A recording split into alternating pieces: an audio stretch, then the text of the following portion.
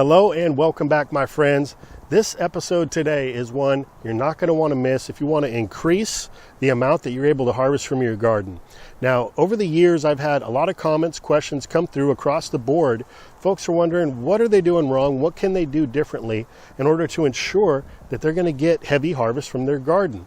They've done the work, they put the plants in, some of which are known abundant varieties, but they're just not seeing results. So what I'm going to be sharing with you today is a tried and true technique. This is something that works not only in my garden, it's going to work for anybody who implements this technique, and it has the ability to give you 10x returns, to multiply the amount that you're getting out of your garden. Not only does it work, but it also beautifies your garden at the same time. Let me show you what I'm talking about. So here we're next to one of the artichoke plants growing in the garden, and as we take a closer look, what do we see? We see our little gardening buddy, the bee, diving deep into that flower head, and here comes another one. And they're just pollinating this flower, enjoying every minute of it. This is so important.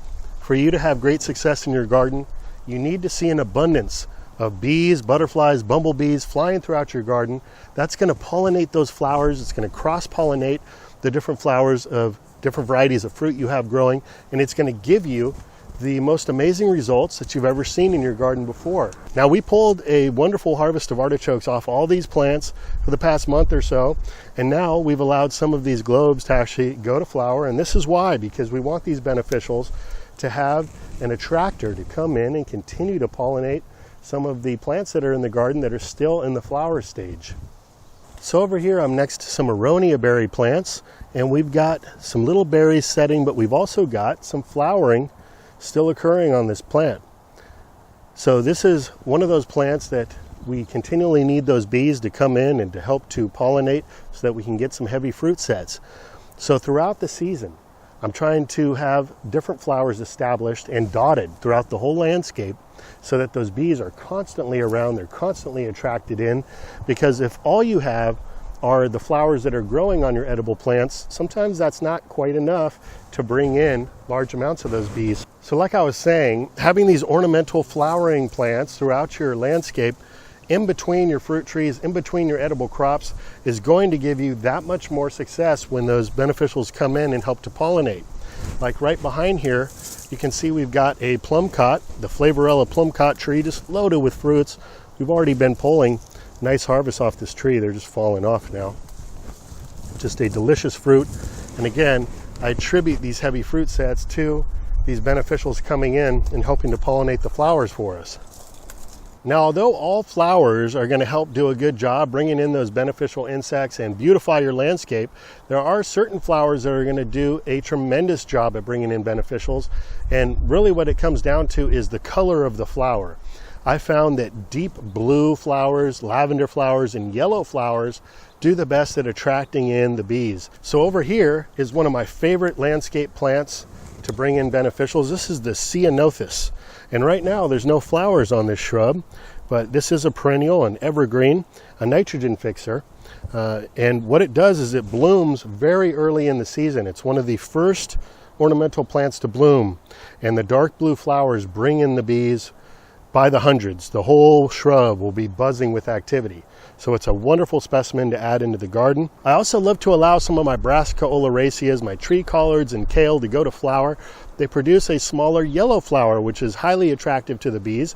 And those come in concert right at the same time as the Ceanothus and extend a little past the flowering of the Ceanothus.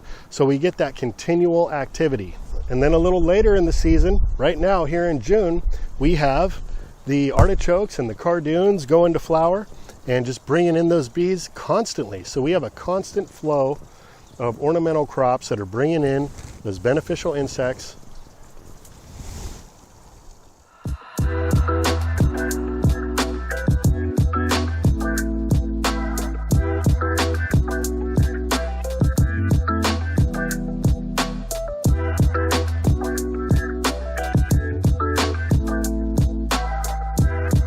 What's your favorite flower to grow? If you had to choose one. Fruits, flowers, or like Just plants, flowers? any flower in general. That one over there. These are my favorite flowers. So these are the Gladiolas. And these flowers do very well in our garden. They require very little care. They perennialize, so they come back every single year. You can actually divide them right there at the base. They will put up many new plants each year. So you can grow a patch relatively easy, just starting with even one plant. And they are quite beautiful. Look at these blooms. And here's some of what you can look forward to. Check out the Atrium tree, loaded down with 1,000+ fruits. It's almost in overabundance, but thankfully we did our work developing a good structure on this tree over the years. It's able to hold on to the fruit, but it's abundance like this that is absolutely possible, especially if you got the help of those beneficial insects coming in and helping to pollinate those flowers. Wow.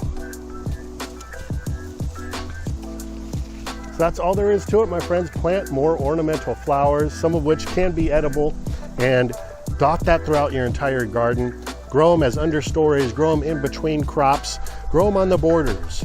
Include them in, beautify your garden, bring in the beneficial insects, and then you can start reaping those tremendous harvests that we all look forward to every single year. So with that, I hope this video was helpful or entertaining for you in some way. Until next time, this is Dan And Alice. from Plant Abundance. Take care, everyone. We'll be talking to you again real soon. What are you doing there, sweetie? I am pulling the grass, so this one is grow big. All plants. But you know, it is starting already.